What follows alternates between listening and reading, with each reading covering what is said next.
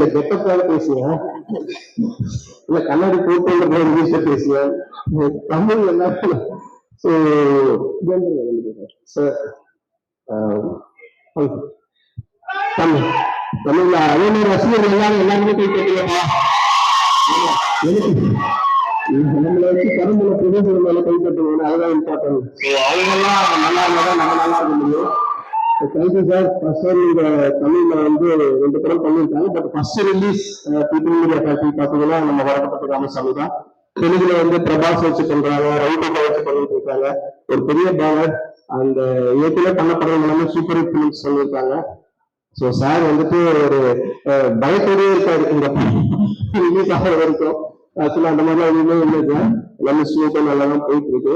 So நீங்க இன்னும் வந்து உங்களுக்கு பப்ளிசிட்டி நல்ல ரீச் ஆகிருக்கு. ஸோ நீங்க சந்தோஷப்படுங்க அப்படின்னு சொன்னாங்க. ஸோ அந்த இந்த ப்ராஜெக்டுடைய டிசைனர் நட்ராஜ் இதுதான் காரணம் இந்த ப்ராஜெக்ட் நடக்கிறதுக்கு. ப்ராஜெக்ட் வந்து டிசைன் பண்ண கொடுத்தது அவர் தான், ப்ராஜெக்ட் டிசைனர் அப்படின்னு சொன்னாங்க. இது என்ன சொல்ல, கிரியேட்டிவ் ப்ரொடியூசர். ஸோ என்னன்னா இந்த அளவுக்கு இந்த ஷெட்யூல் வந்து நாங்க இந்த படம் ஸ்டார்ட் பண்ணும்போது 65 நாள் ஷூட்டிங் நான் ஸ்டாப்பா பண்ணி முடிச்சு கொடுத்தாங்க. ஸோ 65 நாளும் எல்லா ஆர்டிஸ்ட் கிடைக்கிறது கஷ்டம், லொகேஷன் கிடைக்கிறது கஷ்டம், இது எல்லாமே கிடைக்கிறது கஷ்டமான ஒரு சுச்சுவேஷன்ல நட்ராஜ் வந்து பாத்தீங்கன்னா அட்ஜஸ்ட் பண்ணி கரெக்டா செட் பண்ணி அந்த 65 days நான் ஸ்டாப்பா பண்ணி கொடுத்தாங்க. ஸோ அதுக்கு நன்றி சொல்லணும். ஆனா அது மட்டும் கிடையாது, எந்த அளவுக்கு ஒரு திறமை சொல்லணும்னா ஒரு சின்ன கலாச்சார விஷயம் சொல்லிடுறேன். அதாவது நாங்க வந்து 65 நாள் ஷூட்டிங் போயிட்டு இருக்கும்போது ஈவினிங்ல ஷெட்யூல் விளையாடிட்டு இருப்போங்க. சரி போர் அடிக்குது, ஈவினிங்ல ஷெட்யூல் விளையாட கொஞ்சம் ரிலாக்ஸா இருக்கணும். அப்போ நட்ராஜ் சொன்னாரு, இந்த மாதிரி ஹீரோயின் கூப்பிட்டு ஷெட்யூல் விளையாடுறதுக்கு வரட்டும் அப்படின்னாரு. அப்படியே ஹீரோயின் ஃப்ரெண்ட்ஸுங்களும் வர சொல்லுங்க அப்படின்னு சொன்னாரு. ஹீரோயின் ஃப்ரெண்ட்ஸ் எங்க இருப்பாங்க புரோபர் நான் சொல்ல மேகாகாஷ் கிட்ட வாங்க ஷெட்யூல் விளையாடலாம் அப்படின்னு சொன்னேன்.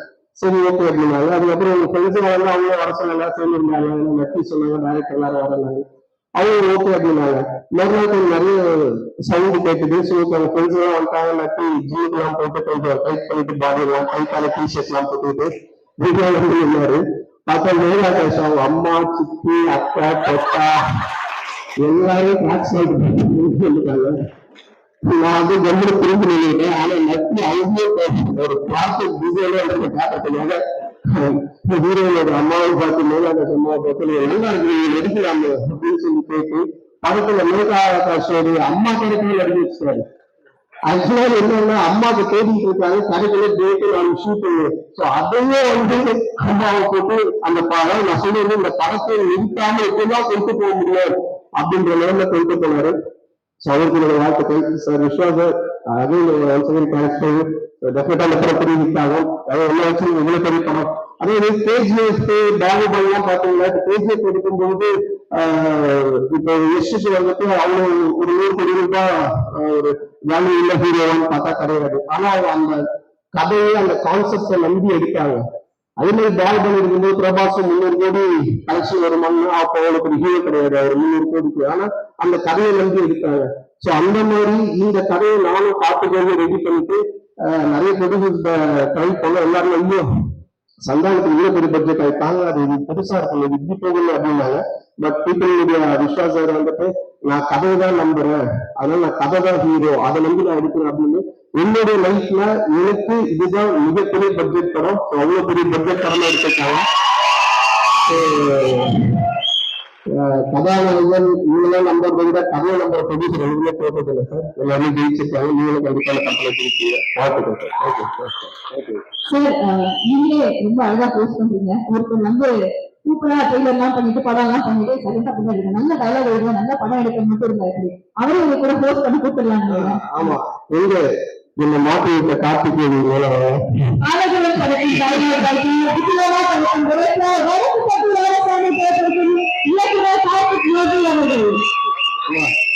அதாவது அங்கே கீழே உட்காந்துட்டு இவங்கெல்லாம் வந்து பேசிட்டு அதுக்கப்புறமா நாங்க பேசி எல்லாம் முடிஞ்சு ரொம்ப கொஞ்சம் லேட் ஆகிட்டு டயர்ட் ஆகிடுவீங்க. ஸோ அதனால எவ்வளவு டிக்கெட்லாம் சாப்பிடாம வந்துருந்தீங்க தெரியாது. ஸோ அதனால அவங்களும் பேசி பேசி அப்படியே நாங்களும் பேசி இந்த ப்ரோக்ராம் அப்படி ஒரு ஜாலியான கண்டென்ட்டா கொண்டு போயிடலாம். நீங்களும் ஜாலியா அதை என்ஜாய் பண்ணுங்க. அடுத்தது நீங்க சொல்லுங்க. அடுத்தது ஒரு நீ ஒரு வார்த்தை சொல்லுங்க. நன்றி, எல்லாருக்கும் நன்றி. தனியா பேசுமா இங்க ஆக்சன் வரும். இப்ப நீ சொன்னீங்க நீங்க நிறைய பேர் தேவையில்லாம வர வச்சு நேற்று கேட்டாரு யாராவது வராம அப்படின்னு சொல்லி கேட்டாரு. ஏன்னா பெண்லாம் வர அடிச்சுட்டு ஏன்னா யாரும் அடிச்சுட்டு ஒரு ஆபீஸ் ஒருத்தர் ஏன்னா அவங்க ஜிம்ல பாடுறாரு என்னால பேசவே இல்லை திடீர்னு வந்து என்ன பேசுறது தெரியாது அப்படின்னாரு. சரி அப்புறம் நம்ம அசோசியேட் வந்து இருக்கிற எல்லாரும் இறக்கணும் அப்படின்னு சொல்லிட்டு இறக்கிட்டாங்க. எல்லாரும் வந்து வந்திருக்கிறது ரொம்ப நன்றி. பிரஸ் மீடியாவுக்கு நன்றி. ஸோ ஒருத்தர் அவங்க இன்வைட் பண்ணிடலாம். இன்னைக்கு ஆங்கர்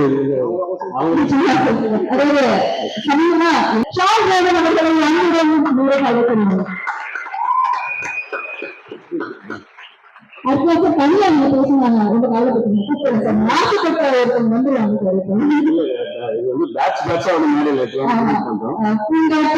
நாங்க உங்களுக்கு வச்சிருங்க எல்லாருமே வச்சிரு அழைக்கிறோம். நீங்க நல்லா கைப்பற்றி வைக்கிறாங்க எல்லாமே சொல்லுவாங்க. நீங்க சான்ஸ் உங்களுக்கு மட்டும்தான் கைப்பற்றுவாங்கன்னா அப்படின்னு நான் வந்து வரணும். ஆரம்பிக்கிறது அழகான பாட்சியில் ஆரம்பிச்சிருக்கோம்.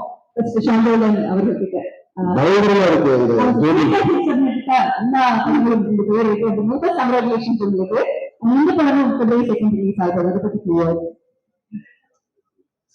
இந்த படத்துல வந்து நான் முதல்ல வந்திருக்கிற எல்லாருக்கும் வணக்கம். சந்தானம் சார் வணக்கம். படத்தோட தயாரிப்பாளர் விஸ்வபிரசாத் சார் வணக்கம். அதே மாதிரி சந்தானம் அவர்களுடைய ரசிகர்கள் எல்லாம் மேலே உட்கார்ந்துருக்கீங்க. முதல்ல இந்த படத்தை நான் மீட் பண்ணது வந்து கார்த்திக் நான் மீட் பண்ணிருக்கேன் சார்.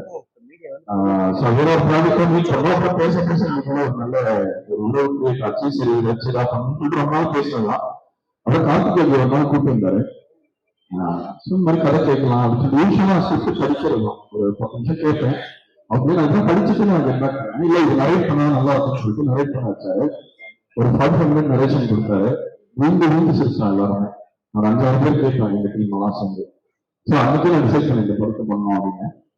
ரெண்டாவது இந்த படம் வந்து வெறும் ஒரு காமெடி படம்னு மட்டுமே யாருமே பதிவு பாடுறதில்லை. பின்னல் படமா சார் அப்படின்னு யாரும் கேட்கறதில்ல. நல்ல படமான்னு கேட்கிறாங்க. ஸோ இது கண்டிப்பா நல்ல படம்.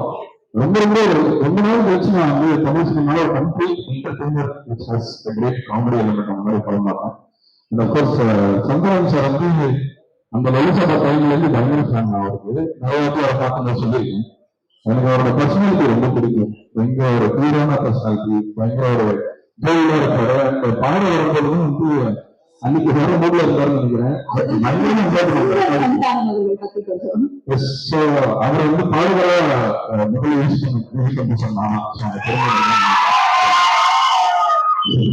ஆனா அதுக்கு எவ்வளவு கஷ்டப்பட்டாலும் எனக்கு மட்டும்தான் தெரியும்.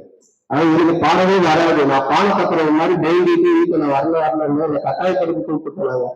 ஆனா அங்க வந்து எனக்கு சின்ன குழந்தைங்க சொல்லி கொடுக்குற மாதிரி சொல்லி கொடுத்தாரு. எந்த அளவுக்கு ஆயிடுச்சுன்னா டியூஷன் வேற ஆயிடுச்சு.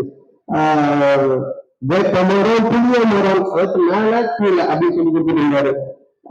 நான் அவரை பார்த்தேன் சார் சொல்லுங்க அப்படின்னு. வேப்ப மரம் புளிய மரம் நான் அவரை மாதிரி வேப்ப மரம் புளிய மரம் இல்ல சார் ஆட்சியில மாத்திட்டு அப்புறம் வேப்ப மரம் புளிய மரம் திரும்ப அவரை மாதிரி வேப்ப மரம் புளிய மரம் நான் பண்ற ஆக்ஷன் மட்டும் கரெக்டா பண்றது என்னோட பாடவே மாட்டேங்குது.